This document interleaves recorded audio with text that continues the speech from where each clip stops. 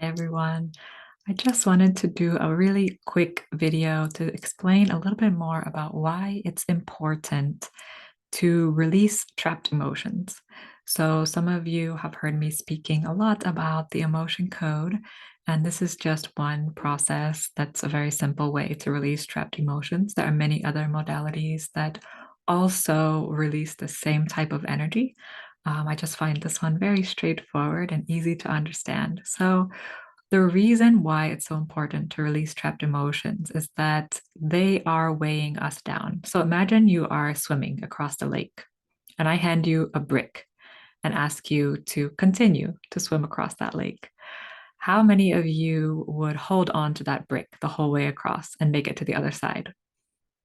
How many would say, maybe I don't need to carry this brick? Maybe it's not mine, and maybe I can set it down and it will be much easier to get across to the other side of the lake. And that is kind of what I think we are doing when we practice the emotion code. So much of what we release in emotion code sessions is from our ancestors. So much of it is from our own parents, from our siblings, from experiences where we shared emotions with others around us, especially if we have experienced a shared trauma like a war, some kind of pandemic, epidemic, if we have experienced a shared tragedy like a car accident or any type of trauma, we'll use trauma in quotes, like anything where our system might have been overwhelmed by emotion in that time. And a lot of what we release is from before we were 7 years old or in that age range when the prefrontal cortex forms. And that prefrontal cortex of the brain really helps us process emotion. So before it formed, we had a harder time just processing through it, understanding what was happening and letting it go, moving to the other side of the emotion.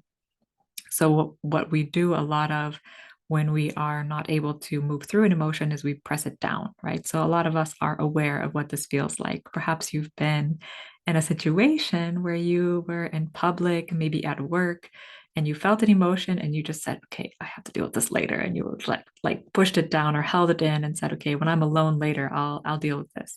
And maybe you did take the time to deal with it later, but often what happens is we don't deal with it later, right? So it becomes stuck in our space.